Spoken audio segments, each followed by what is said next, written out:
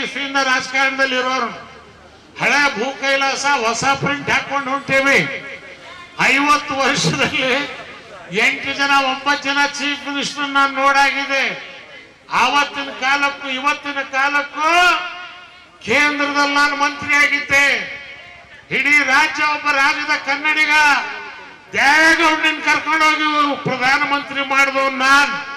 ಕುರುಬರ ಸಿದ್ದರಾಮಯ್ಯನ ಮುಖ್ಯಮಂತ್ರಿ ಮಾಡಿದವ್ ನಾನು. ಇದು ಯಾರಾದ್ರೂ ಅಲ್ಲಗಡಿಯಕ್ಕೆ ಸಾಧ್ಯವೇ?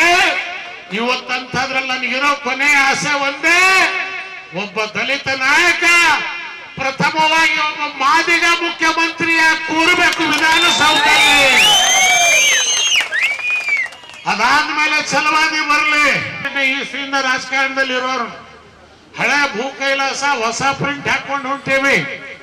50 ವರ್ಷದಲ್ಲಿ 8 ಜನ 9 ಜನ ಚೀಫ್ ಮಿನಿಸ್ಟರ್ ನಾನು ನೋಡಾಗಿದೆ. ಆವತ್ತಿನ ಕಾಲಕ್ಕೂ ಇವತ್ತಿನ ಕಾಲಕ್ಕೂ ಕೇಂದ್ರದಲ್ಲಿ ನಾನು ಮಂತ್ರಿ ಆಗಿದ್ದೆ. ಇಡೀ ರಾಜ್ಯ ಒಬ್ಬ ರಾಜ್ಯದ ಕನ್ನಡಿಗ ದೇವೇಗೌಡನ ಕರ್ಕೊಂಡೋಗಿ ಪ್ರಧಾನಮಂತ್ರಿ ಮಾಡಿದವ್ ನಾನು. ಕುರುಬರ ಸಿದ್ದರಾಮಯ್ಯನ ಮುಖ್ಯಮಂತ್ರಿ ಮಾಡಿದವ್ ನಾನು. ಇದು ಯಾರಾದ್ರೂ ಅಲ್ಲಗಡಿಯಕ್ಕೆ ಸಾಧ್ಯವೇ? ಇವತ್ತಂತದ್ರಲ್ಲಿ ನನಗಿರೋ ಕೊನೆಯ ಆಸೆ ಒಂದೇ, ಒಬ್ಬ ದಲಿತ ನಾಯಕ ಪ್ರಥಮವಾಗಿ ಒಬ್ಬ ಮಾದಿಗ ಮುಖ್ಯಮಂತ್ರಿಯ ಕೂರಬೇಕು ವಿಧಾನಸೌಧದಲ್ಲಿ. ಅದಾದ್ಮೇಲೆ ಛಲವಾದಿ ಬರಲಿ. ಇಲ್ಲ, ಯಾಕಂದ್ರೆ ಒಳಗೆ ಹೋದ ತಕ್ಷಣ ಸತ್ಯ ಹೇಳ್ಬಿಡ್ತೀವಿ ಅಂತೇಳಿ ಭಯ ಅವರಿಗೆ. ನಾವು ಲಂಚ ತಗೊಳ್ಳೋದಕ್ಕೂ ಇಲ್ಲ, ಬಿಡೋದಕ್ಕೂ ಇಲ್ಲ. ಈ ಸಿದ್ಧಾಂತವನ್ನ ಇವತ್ತು ಹೊಸ 3ನೇ ಶಕ್ತಿ ಮಾಡಬೇಕು ಅಂತ ಸಂಕಲ್ಪ ಮಾಡಿ ಹೊರಟಿದ್ದೇವೆ. ಇವತ್ತು ನೀವೆಲ್ಲರೂ ಬಡವರು, 50,000 ಎಕರೆ ಜಮೀನು ಇಲ್ಲಿ ಮಾಡ್ತಾ ಇದ್ದಾರೆ ಜನ. ಇದುವರೆಗೆ ಸಾಗುವಳಿ ಚೀಟಿ ಕೊಟ್ಟಿಲ್ಲ. ಯಾಕೆ? ನಮ್ಮ ಸರ್ಕಾರ ಬಂದ 7 ದಿವಸಕ್ಕೆ ನಿಮಗೆ ಸಾಗುವಳಿ ಚೀಟಿ ಸಿಗಂಗ್ ಮಾಡ್ತೇವೆ. ಯಾವೇ ಒಬ್ಬ ದಲಿತರಿಗೆ ಹೋಗೋಕ್ಕಿಲ್ಲ.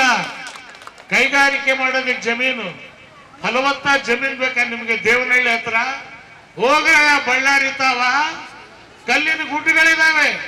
ಎಲ್ಲಿ ನೀರಾವರಿ ಇಲ್ಲ, ಎಲ್ಲಿ ಮಳೆ ಇಲ್ಲ, ಅಲ್ಲಿ ಕೈಗಾರಿಕೆ ಮಾಡಿ ರಾಜಸ್ಥಾನದಲ್ಲಿರೋ ಸರ್ದಾರ್ ಸುರ್ಸುರುಬತ್ತಿ ಚಂಪಾಲ ಅಲ್ಲಿ ಕರ್ಕೊಂಡ್ಬಂದು ಸಿದ್ದೇಗೌಡನ್ ಮುದ್ದೇಗೌಡನ್ ಜಮೀನ್ ನೀವು ಕೊಡಿಸ್ತಿರಲ್ವ? ನಿಮ್ಗೆ ಏನಾದ್ರೂ ಬುದ್ಧಿ ಇದೆ ಇವತ್ತಿನ ದಿವಸ? ಅದಕ್ಕೆ ರೈತರು 1 ಎಕರೆ ಜಮೀನು ನಾವು ಬಿಟ್ಕೊಡೋದಿಲ್ಲ. ನಮ್ಮ ಭೂಮಿ ನಮ್ಮ ಹಕ್ಕು. ಈ ಶಕ್ತಿನ ನೀವು ಇಟ್ಕೊಂಡು ಇವತ್ತು ಹೋರಾಟ ಮಾಡಿದ್ರೆ ಇಡೀ ರಾಜ್ಯಾದ್ಯಂತ ನಾವು ಕೋಡಹಳ್ಳಿ ಚಂದ್ರಶೇಖರ್ ಅವರು, ಮಾರ್ಚಂದ್ರ ಮುನಿಯಪ್ಪನವರು, ಮೂರ್ತಿಯವರು, ಗೋಪಿನಾಥ್ರವರು, ನಾಯಕರವರು, ಎಲ್ಲ ಸಮಾಜದ ಜನ ಇವತ್ತು ರಾಜ್ಯ ತುಂಬಾ ಹೋರಾಟ ಮಾಡಕ್ಕೆ ತಯಾರಾಗಿದ್ದೇವೆ. ನಾನು 75